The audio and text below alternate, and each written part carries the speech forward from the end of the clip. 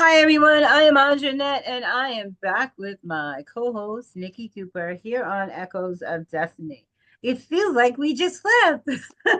so so we wanted to come in today and just talk to you about a few things.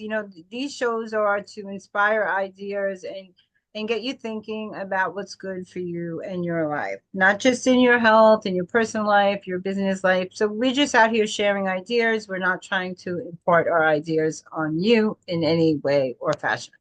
So I suggested that we talked about permission, and you said giving ourselves permission. Um, that's not what I was thinking. Um, but like giving people permission to be who they are.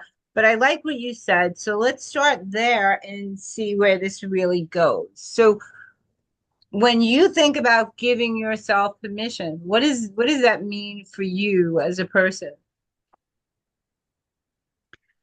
um, Giving yourself permission to look within, giving yourself permission to stop, to have an awareness of what's going on inside of you, mind, body, and spirit. Um, it's about taking ownership. This is how I'm perceiving it, taking ownership, um, and taking stock. That's kind of how I think of giving yourself permission. I think we often look for external permission or external validation, and I think it's actually turning that right back to yourself. And actually, you're in control of this ship. So yeah, that's how I interpret that. Not quite sure Okay. where where your thoughts were with Well, permission, I mean, for but me, that it's just being who I am. So, um, because I'm always channeling my own body and listening to my own body.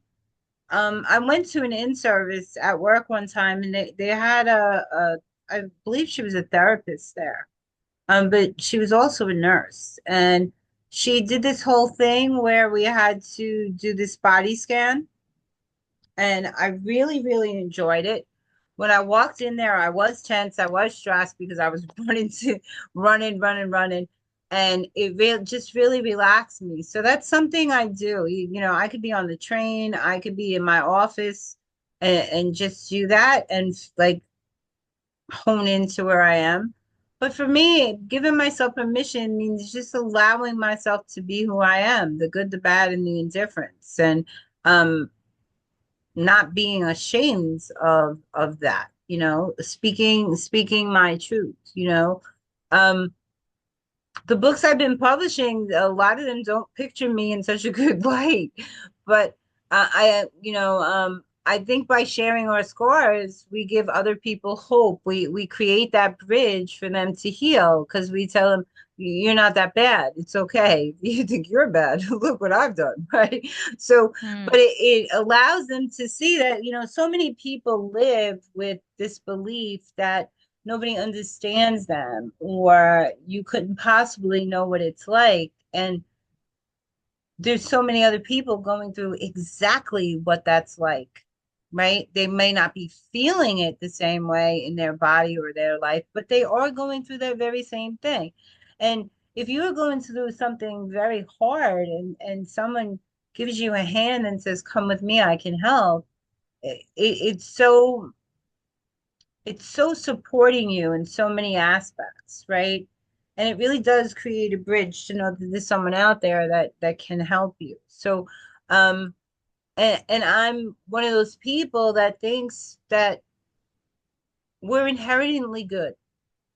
I think that even at our worst moments, we're inherently good people and we have good at heart, and that by being ourselves, we allow ourselves to do what we're really here for.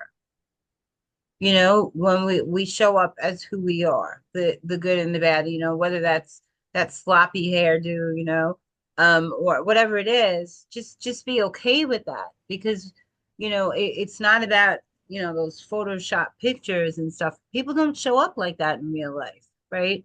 So I wouldn't want to do a video where I'm Miss Stylish, right? And then someone runs into me like in the street and I look like some haggard old lady, right? So, well, you're not Andra Annette. I just saw you. You don't look anything.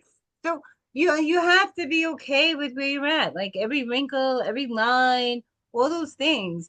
They show the maturity, they show the age, they show the life, right? So if we didn't have any of those, I don't think it would be a life well lived, right?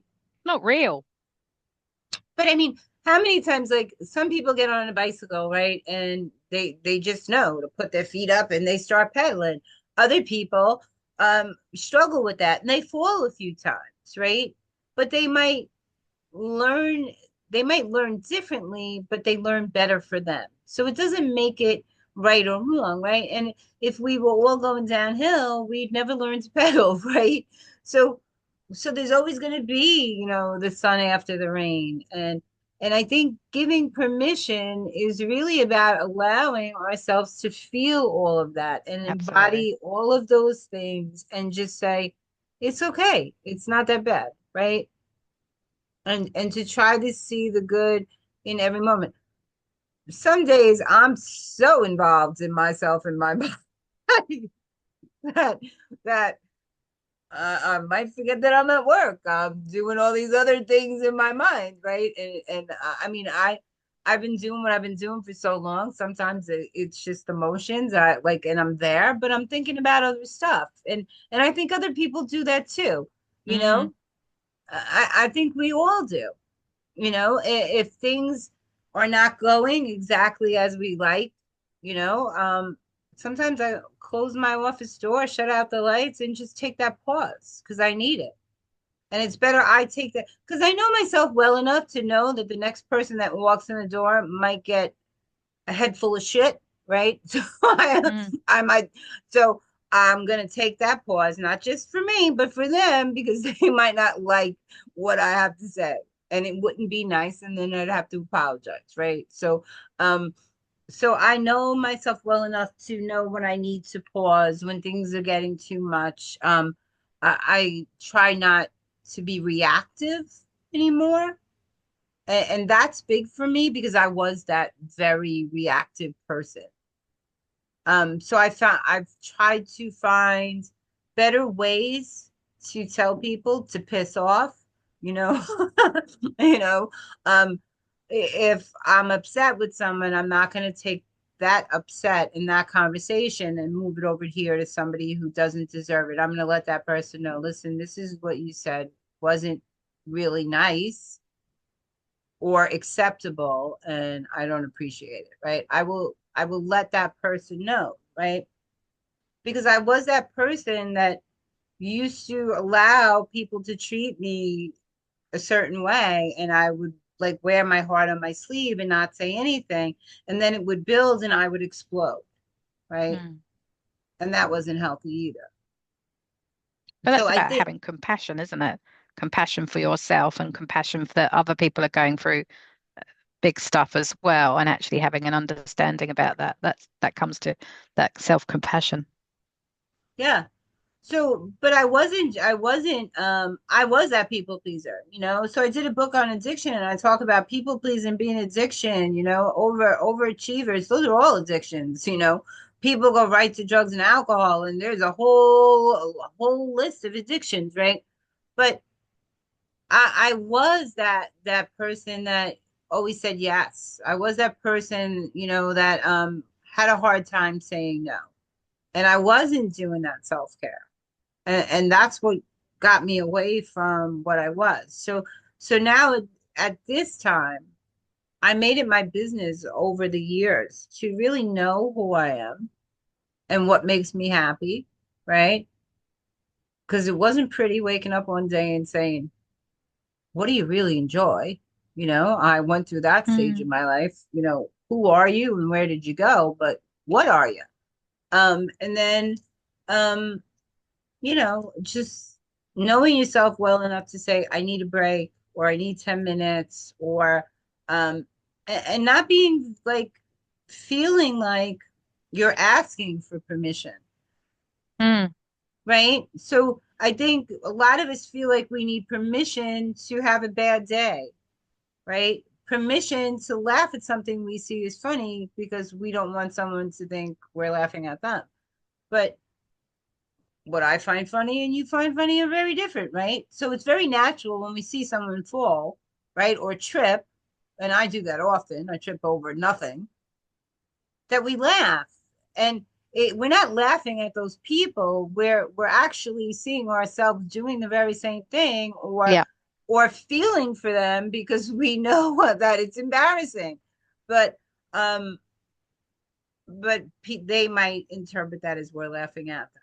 So, so knowing yourself and giving yourself permission is not a free pass to be rude, to be unkind. It's being compassionate, like you said, with yourself, but also understanding that other people need that same compassion too, right? And If you held that standard to yourself all of the time, and everyone, what a perfect word to be, if we all went back into our heart center and actually came from that place of heart-centered connection, that resonance would just ripple out everywhere. You wouldn't be picking up on, you'd be picking up on connection and love and unconditional love and compassion and kindness everywhere. You wouldn't, your heckles wouldn't go up as a stress response or an overreaction to it, because that intent is very heart centered. I think if we came from that place, and I see signs that that's changing. Um, we got a long way to go. But I think if we came from that place, I don't see how we could ever get any of it wrong. I don't see how we could ever negatively impact other people if it was coming from a real truism, like a real heart-centered place of acceptance and love and reciprocity. I can never say that word, but just that, yeah, yeah, I that's the hippie struggle in with me, that word perhaps. too. It's I like struggle someone's with that. removed part of my brain when I try and say some of these words, but But it I is. think that we want so much to be who we are, and we want to be accepted as whole, right? Even when we're still collecting all of those parts of who we are, we want to be seen in that whole, right? So I think it's unrealistic for us to expect people to treat us a certain way that we're not willing to give them in reciprocal, right? So, you know, live and let live is not just a saying. If you really and truly want to show up as yourself and live your life as to achieve the things you want to do, then you can't be worrying about Joe Schmo over here, what he's doing, Mm, and how he cut somebody off. What do you care? Did he cut you off? Are you okay? But I find that so many people are so worried about what everybody else is doing, and they're not focusing on their side of the street, you know, and that we're very quick to point the finger at other people and what they're doing. And what do that's we the do? amygdala is in control. That's why. Yeah, but we have to stop that because I think there's a lot of people out there that really are broken inside. They're hurting Mm. um and they weren't born that way. That is a case of nature and nurture and a very bad combination of one or both of them.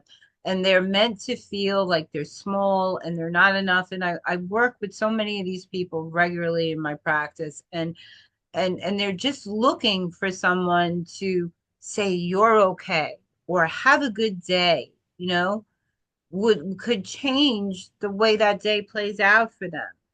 And I think that if we start to see, like, everybody thinks life is so unfair and poor me and why do these things happen to me, but if you reflect in how that makes you feel, then you can see that somebody else might be experiencing that very same thing.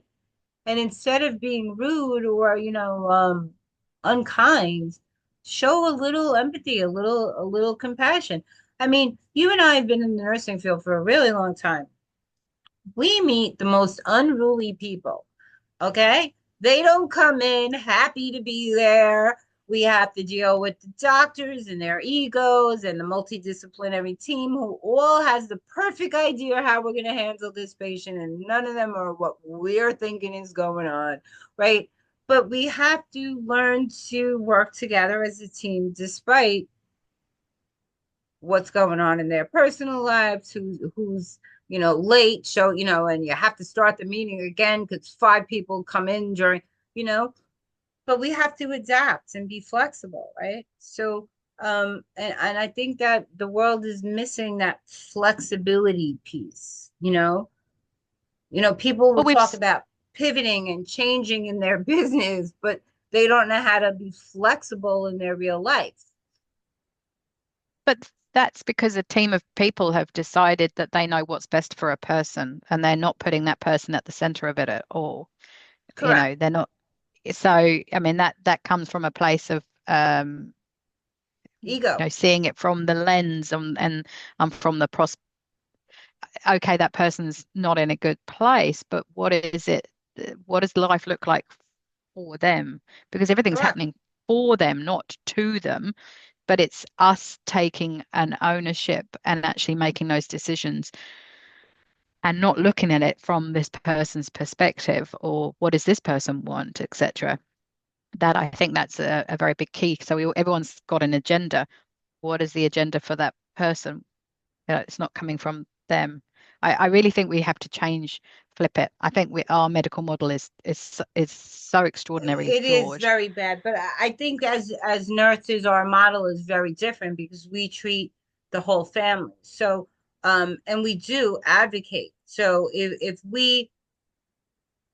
you go into a room and someone's just had, a new ostomy, and they want to bring in a team of people that are, students, and they haven't brought themselves to look at it, then you're going to speak up and say, listen, this is not the patient. This is not the time, right?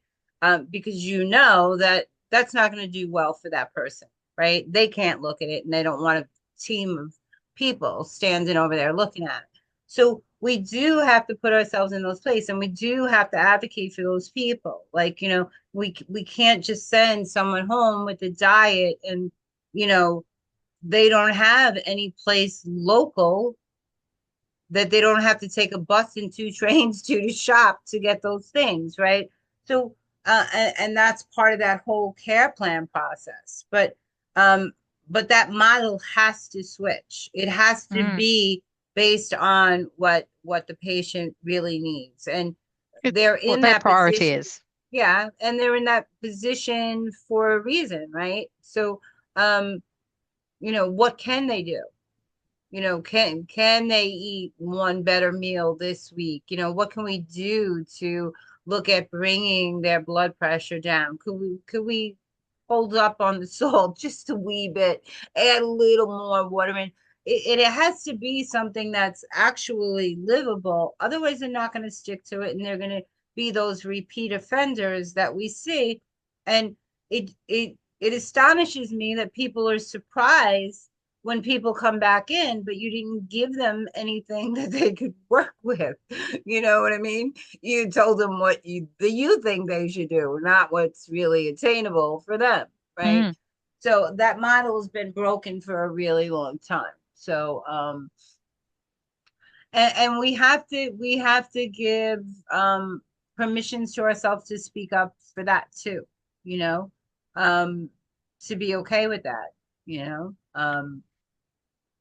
I've had more fights with more doctors. I can't even tell you. I hung up This is my on the medical non-surprise face. director, and he wanted me gone. And I said, I ain't going anywhere. You don't get to talk to me like that. Um, It was but really interesting because I had 12 years as an ICU nurse and obviously did palliative care as well, 'cause a huge part of the role.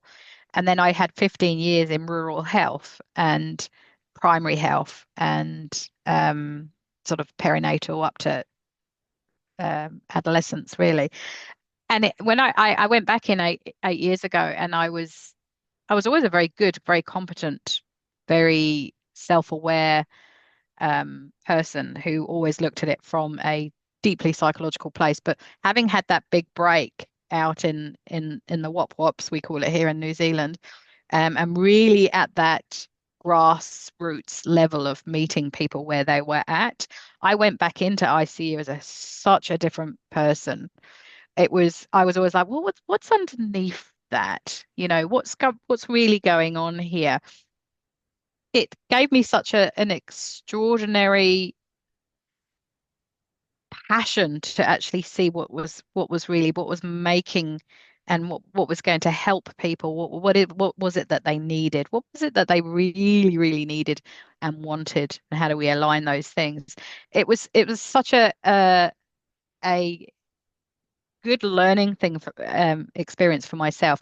Also made me realize that I don't want to be in such a heavily scientific field, because I think we're treating symptoms as opposed to treating the person. And I think that is fundamentally Actually, what's yeah. flawed. I do a lot of community nursing in my private practice because it's very different.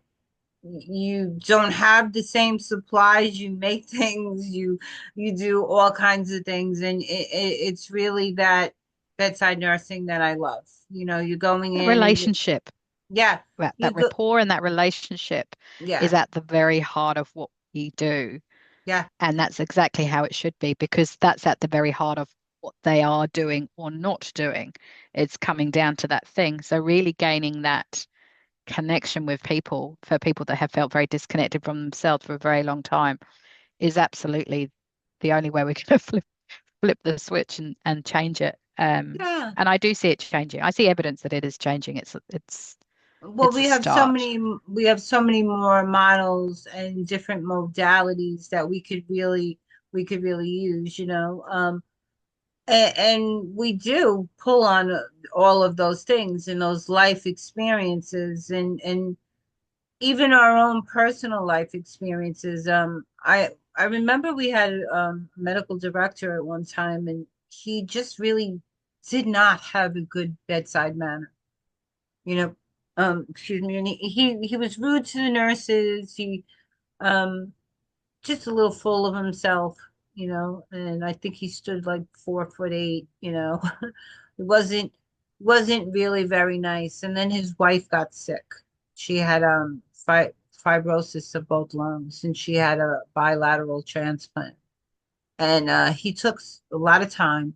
And when he came back, he was a totally different person Mm.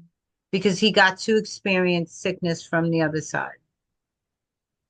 And And he he's needed that experience to learn the lesson. to learn to be empathetic and compassionate. And when he came back, he was falling all Changed. over the nurses, telling them, "God, I'm so sorry, and what a great job you've been doing." And um, but he became, and he was brilliant. Don't get me wrong, Mm. he was brilliant. He had three specialties.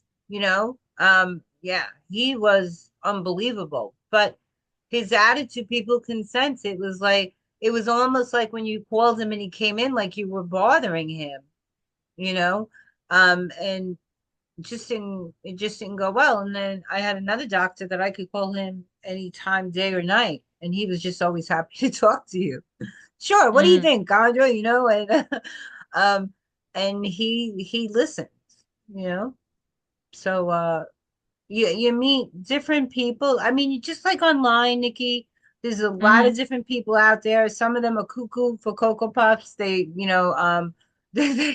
they, I don't know where they're coming from, but it's not this planet where they're talking about, these results they're getting people in one session. It ain't happening, unless It's a you temporary are fix. Moses, it ain't happening. And when I see those things, they're very unrealistic to me because I have worked in the body for 40 years, and I can't imagine anybody else could take them seriously either, but people do. It appeals to the people that want an instant gratification and an instant fix. But What they're going to get like is an instant failure. you're going to get an instant failure. It's the same thing as when people go away and they'll do something and they're away from their normal life and everything is calmer and they don't have those same stresses and those same burdens and responsibilities, the moment they come back within a very short period of time, they slip back into those old ways. And so it's the same scenario. And you see it time and time again. People are signing up for things, A, they don't need it. B, it's not really hitting the mark anyway. It's a temporary fix to a permanent problem, really. They're not going to the actual reason why they're struggling with whatever it is that they're struggling. And I think everybody has the capacity to do it themselves. I don't think anybody particularly needs something external, but I think everyone's looking for something external outside of themselves to fix whatever is going on with them. Um, but those scenarios, unfortunately, are very quickly marketable and appealing to people that want, I just need to get something off the shelf that is going to sort this. It's like take a pill. This is going to fix this. It'll fix a symptom of something else, bigger, deeper, greater than that problem. I Yeah. agree with you on that. I don't think anybody needs anything external, but sometimes people do need that support and that mentorship. Some people are Yeah. great at managing time. So a lot of times when people are struggling with something in their health, they're missing something in that time management piece, right? They might you know, had children and they're working and they just don't understand how they're going to take that 10 minutes for themselves, right? Um, it could be something very basic for that, and they need that structure. Some people aren't good at organizing meals or things like that. Mm. And I could see that where people would need help with that, you know. Yeah. My That's girlfriend's like that. mentorship. That's very different. I think that's guiding and mentoring people and walking alongside them for the greater good for them. But what you were saying before is that people are uh, talking about something that is going to instantly fix their problem, and it doesn't. Oh yeah, one EFT and your addiction's gone. No, you have to really want to change, and B, you have to work at it every day for the rest of your life. Um, because you're always going to have stress and you're always going to have challenges that are coming up because that's what is supposed to happen. So you're always going to revert back to those belief systems and those first Those learned coping behaviors. mechanisms, correct. Yeah, absolutely. Because that's what we rely on when our brain is not consciously making decisions, and we can't always, we have to choose to be conscious and consciously make and override that sort of subconscious programming that's going on all the time. Yeah, absolutely. 100%. I think that's good. So I think we've covered a lot of stuff consciously and subconsciously with you all today. We've And overprogrammed. and I want to be the first to let you know that you have permission to be exactly who you are and to show up exactly as you are because you have something special to offer this world, just as you are right now. So that's enough for me. I'm Andra Annette. Nicky Cooper, do you have anything you would like to say before we leave? Just be yourself. Everyone else is taken. I like that. Yay. So thanks for joining us for this session and have a great night, guys. Take care.